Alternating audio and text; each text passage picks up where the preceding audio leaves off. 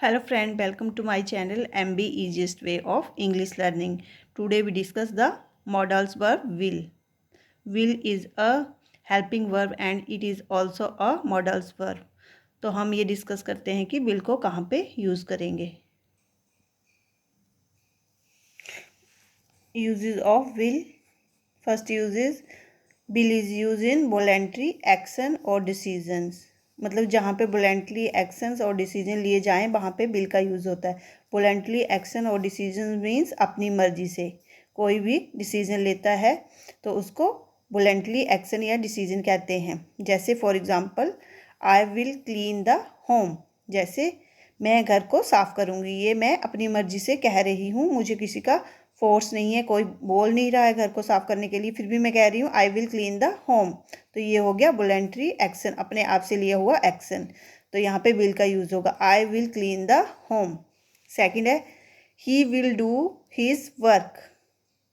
जैसे कि कोई बच्चा जो है वो काम नहीं कर रहा है तो कोई वो पूछता है कि इसका काम कौन करेगा, तो पेरेंट्स बोलते हैं ही विल डू हिज वर्क.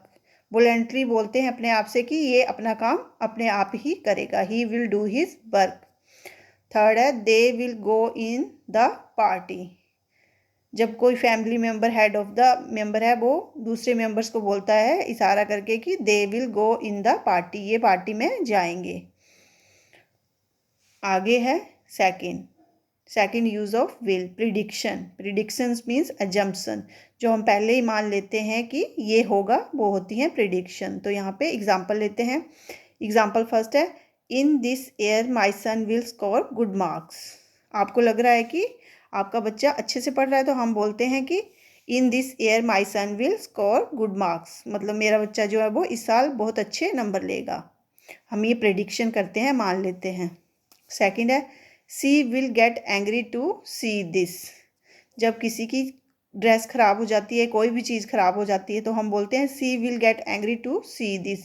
ये जो है वो एंग्री हो जाएगी, गुस्सा हो जाएगी इसको देख के, अपनी चीज़ को देख के या अपनी ड्रेस को देख के गुस्सा हो जाएगी. प्रिडिक्शन कर लेते हैं हम. थर्ड है he will become a good cricketer.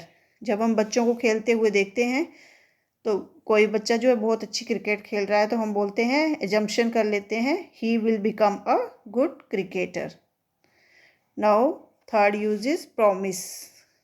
हम जब प्रॉमिस करते हैं तो इनफॉर्मल वे से बिल का यूज़ करते हैं. इनफॉर्मल वे से जब हम प्रॉमिस करेंगे तो बिल का यूज़ करेंगे. इनफॉर्मल वे से प्रॉमिस मीन्स जब हम अपनी फैमिली मेम्बर, फ्रेंड्स, रिलेटिव्स या वेल नोन पर्सन से कोई प्रॉमिस करते हैं तब बिल का यूज़ करेंगे. जैसे एग्जांपल लेते हैं I will come your home tomorrow.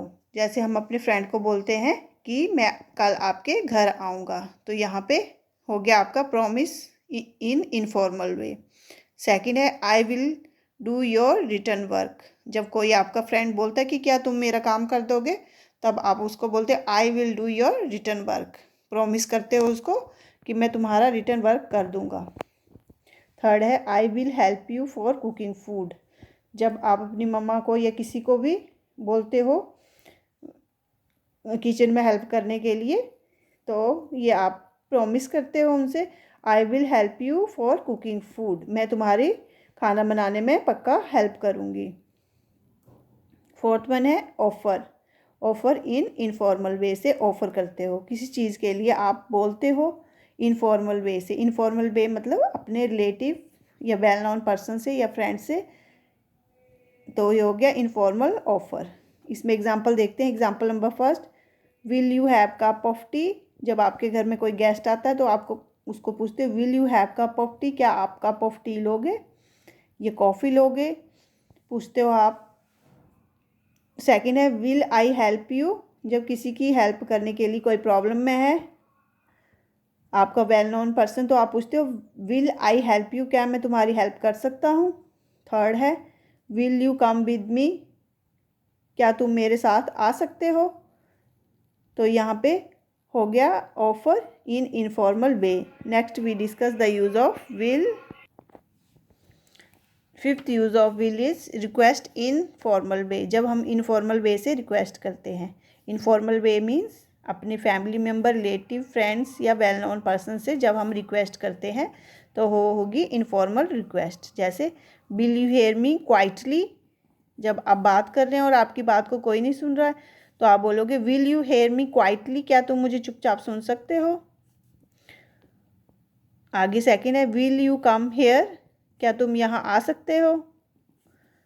Third है will he go to market, जब आप किसी को पूछते हो, किसी नेबर्स को पूछते हो कि आपका बेटा जो है वो मार्केट जा सकता है, will he go to market. Third है हम विल का यूज़ करते हैं थ्रेट में। थ्रेट मीन्स किसी को धमकी देना। तो यहाँ पे जब थ्रेट की बात आती है तो हम आई वी का यूज जो है वो एज ए सब्जेक्ट करते हैं। आई बी के साथ थ्रेट में जब थ्रेट जैसे कोई थ्रेट धमकी देने वाला सेंटेंस होता है तब हम आई बी का यूज़ करते हैं as a subject. Now we discuss the first example. I will see you in court, जब आपकी किसी के साथ लड़ाई हो जाती है और मतलब लड़ाई बढ़ जाती है तो हम बोलते हैं I will see you in court, मैं आपको कोर्ट में देखता हूँ, मतलब आप उसको धमकी दे रहे हैं। सेकंड है I will tell your mother that you are fighting, जब आप किसी को लड़ाई करते हुए देखते हो किसी बच्चे को और वो बात नहीं सुन रहा है तो आप उसको बोलते हो I will tell your mother that you are fighting, कि तुम लड़ाई कर रहे हो, मैं तुम्हारी मदर को बताऊंगी, आप उसको ये धमकी दे रहे हो। थर्ड है we will tell your teacher that you are not studying at home, जब बच्चे जो हैं घर में नहीं पढ़ते हैं तो पेरेंट्स जो बोलते हैं कि we will tell your teacher that you are not studying at home, हम आपके टीचर को बता देंगे कि आप घर में स्टडी नहीं करते हो। आगे है seventh use is strong determination. Strong determination means कि आपको कोई भी काम करना है तो आप स्ट्रॉन्ग डिटर्मिनेशन ले लेते हैं कि हमें ये काम करना ही करना है। जैसे एग्जांपल देखते हैं, I will go to walk every morning, मैं हर रोज़ मॉर्निंग वॉक में जाऊंगा ही जाऊंगा, मतलब आप स्ट्रॉन्ग डिटर्मिनेशन ले लेते हो, अपने आप में दृढ़ संकल्प कर लेते हो। सेकेंड है आई विल डू दिस, मैं ये काम करके ही रहूँगा, मतलब करूँगा। जब आपको कोई बोलता है कि आप ये काम नहीं कर सकते तो आप बोलते हो आई विल डू दिस, मैं ये काम करके ही रहूँगा, करूँगा ही करूँगा। थर्ड है I will learn drive the car in 1 month, कोई आपको बोलता है कि आप कार चलाना नहीं सीख सकते तो आप बोलते हो I will learn drive the car in 1 month, मैं 1 महीने में ही कार ड्राइव करना सीख जाऊँगा या सीख जाऊँगी।